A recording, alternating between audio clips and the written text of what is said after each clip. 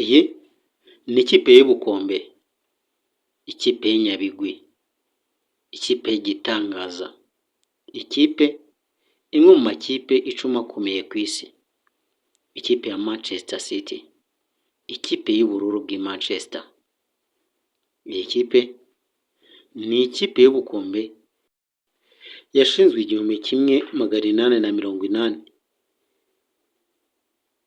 Iyi kipe yabashije kunyura mu bibazo bitandukanye kugeza ubu, aho iri mu rutonde rw'amakipe 10 akomeye y'ibitangaza afite ibikombe byinshi ku isi. Iyi kipe ndibaza nawe nkubaze mbere yuko dukomeza ikiganiro, iyi kipe ya Manchester City tubona uyu munsi yatangiye gute? Ni ibihe bikombe yatwaye? Ni bande bayitoje? Ni bande bayigize ikipe y'agatangaza tubona uyu munsi? Aha ni kuri J-Sport Football TV.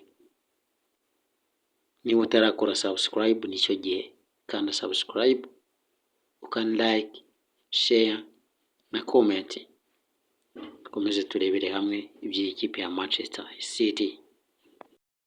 Kuva yashingwa 1880 kugera ubu ngubu 2026, nibiki byaranze ikipe ya Man City? Tubane. Amahitamo akwiye ku wifuza kugira ubumenyi bukenewe kurusha ubundi ku isoko ry'umurimo aboneka gusa mu kigo Skills Driving and Language School. Hamwe n'abarimu ba mbere mu kwigisha indimi, twigisha neza gusoma, kumva, kwandika no kuvugira mu ruhame indimi zitandukanye zirimo Icyongereza, Igifaransa, Igiswahili, Ikidage n'Igishinwa. Twigisha kandi amategeko y'umuhanda no gutwara ibinyabiziga. Umwihariko hano nta ukora kabiri kuko dutsindisha 100%. Ngwino kandi tugufashe gutsindira international certificates zirimo IELTS, PTE, Duolingo, DELF, TOEFL n'izindi. Iyo uhisemo kwigira mu ishuri Skills Driving and Languages School, uba witeganyirije kuko twigisha n'imyuga irimo mechanic, culinary arts ndetse n'ububarista. Dufite kandi n'amasomo y'igihe gito short courses. Aya mahirwe ntagucike, dukora iminsi yose kandi ushobora guhitamo kwiga amasaha akubereye. Iyandikisha uyu munsi usanga aho ishuri rikorera i Remera mu Giporoso hafi y'ahahoze KFC. Ushobora no kuduhamagara kuri 07 96 89 79 81. Murakaza neza mu kigo Skills Driving and Languages School.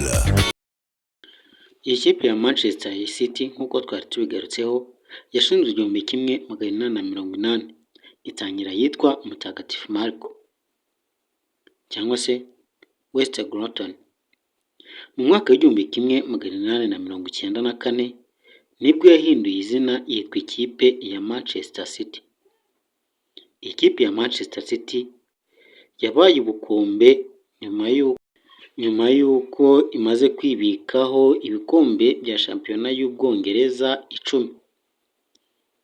Iyi kipe kandi ikaba iheruka gutwara igikombe cya shampiyona y'Ubwongereza Premier League mu mwaka wa 2024. Iki gikombe ikaba yaragitwaye ikipe ya Arsenal. Iyi kipe kandi yanatwaye Champions League ya 2022 2023. Itwara kandi Europa Cup winner y'1969. Iyi kipe yatwaye UEFA Super Cup ya 2023, itwara FIFA Club World Cup ya 2023. Iyi kipe kandi ifite ibikombe bya FA Cup 8, ifite ibikombe bya Community Shield 7. Iyi kipe ya Man City ifite ibikombe bingana gutyo imaze gutozwa n'abatoza 47 kuva yashingwa. Abatoza batanu baheruka navuga Turnbull, Robert na Manuel Peter ndetse Pep Guardiola simwibagirwe na Enzo Maresca uri kuyitoza uyu munsi.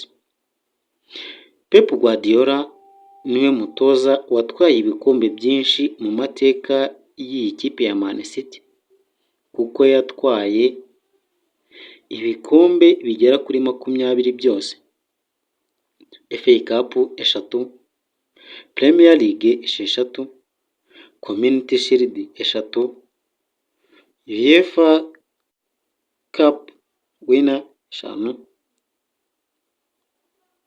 UEFA Super Cup 1 ndetse na FIFA Club World Cup 1.